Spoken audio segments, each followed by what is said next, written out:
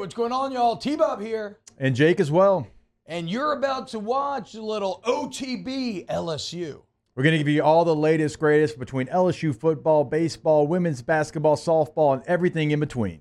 Bottom line, if you want to talk Tigers, keep it locked, subscribe, like it. So Portal Combat continued as LSU continues to clean up on the transfer portal class. Already has the number one transfer portal class in the nation. And yesterday looked like they added a player at a position of need that they needed. And that is North Carolina State defensive back Tamarcus Cooley. We mentioned him last week, okay? Tamarcus, 5'11", 205, played the nickel for NC State this year. 3 picks, 2 forced fumbles. Was he a freshman? Why do I not have his year written down here? How many years? I believe he's played 2 years. Okay. Oh, that's right. He's going to be draft eligible. He's in the draft class of 2027. Yes, he'll be draft eligible. Oh, I thought he was going to be draft. Maybe I'm wrong. I mean, guys, I got to be honest. A lot of the portal stories kind of blend together, and it's tough to remember whose story is whose. Here you go. So he played in 23 at Maryland. Only 4 games, though, so he probably got a red shirt. Okay. And then last year at NC State. Yeah. So he's still a young football player. But it'll be a redshirt sophomore. Yes. I believe. Yes. Okay. That's what I was looking for. So Tamarcus Cooley last year, very good year for NC State. 3 picks, 2 forced fumbles, a lot of good stats. Great. Here's the best part. Graded out at an 80.3. 80.8. Oh, 80.8, according to PFF, which, of course, we went for our top 5 PFF grades the other day. Only Braden Swinton and Zy Alexander would have had higher grades on this defense. And listen to this, T. Run grade, so against the run, 81.6. Love it. Now, pass rush grade is why it got knocked down a little bit, 69.5. I don't need you to rush the passer. Coverage grade, 81.8.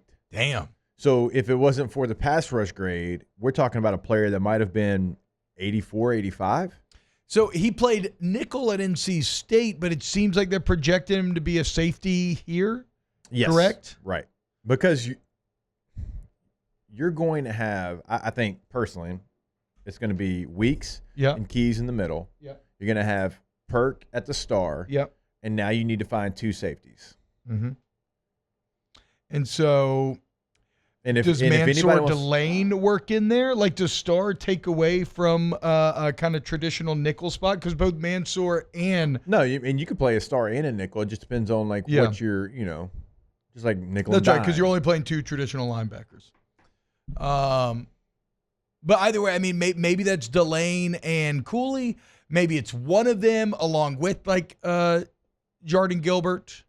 Hey, Gilbert's back. Spears is back. So... You'll have some players here from a year ago, but this is a big one because of how much of a position of need it was. And we were sitting there waiting. It's like, man, you love what they did at tight end. You love what they did in the interior offensive line, receiver, a lot of really good players. You got to get a safety. Who's going to be the safety? Yeah. And you had to go get one. And now you get one that has over an 80 grade.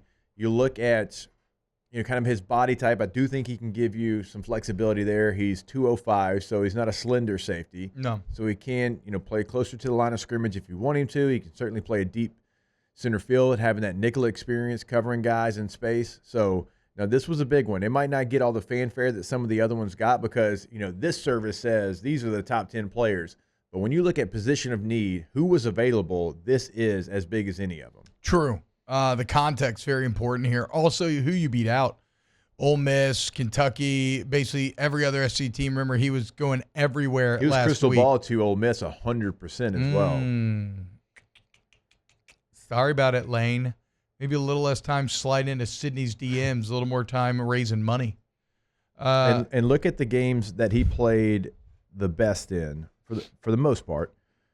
Tennessee, Northern Illinois, who beat Notre Dame. Hey, so that, Northern Illinois may be, by transitive property, college football national champs. They might be.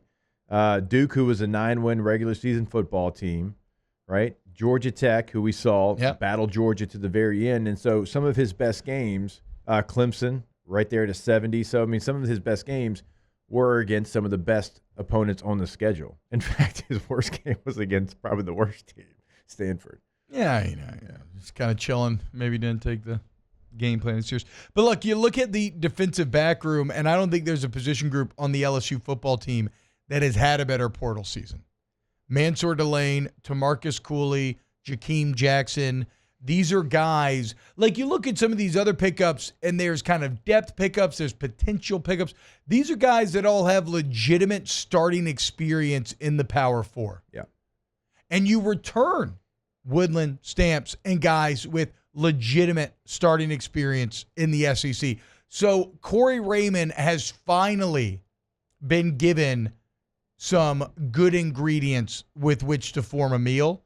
And I think because you already saw such an improvement in the secondary this last season. Well, maybe to say for safety at corner, especially like it has the potential to really start to take off next season. A+ job increasing this, and that's not even getting into the freshmen that you're adding. Really, an A+ job of increasing this defensive back room in one offseason. It is actually good to, and you still got to go out there and win games. We'll get there. We're not there right now, but it is good to hear leadership say, hey, we messed up. We didn't do what we needed to do in this process, and now we're going to do it. And then you actually do it. Now, again, you got to go win games, right? You got to make the playoff next year. We know all of those things. We will get to that portion of the conversation as we get closer. But after hearing Mickey Loomis talk, and hearing Brian Kelly talk, at least Brian Kelly realized we did not do enough in the portal. Yeah. We've got to go spend more. We've got money to spend. Let's go spend it. And they're bringing in solid players to this team, to this program, right? So it's refreshing after hearing Mickey just say whatever he wanted to say and not bring in players. Now, again, we'll get to the got to go win portion. We'll get to the opener. We'll get to all of those things. But right now, you have done what you set out to get done, which is add solid starting quality players to your roster. Yeah, and it wasn't just Cooley over the weekend. Tight end Donovan Green added as well, and this is a very much a filling in the corners type of mood here. Been at A&M for 3 years, 6'4", 265, a big boy. This is the yackle that Jake has been yearning for. Started and played as a freshman, then tore his ACL as a sophomore, and then this last year kind of played a bit sparingly. So still, I don't know what his ceiling is, but now with Green, Sharp, LaFleur, and you have enough guys, and you have guys with different skill sets, and you have a nice mixture of ages.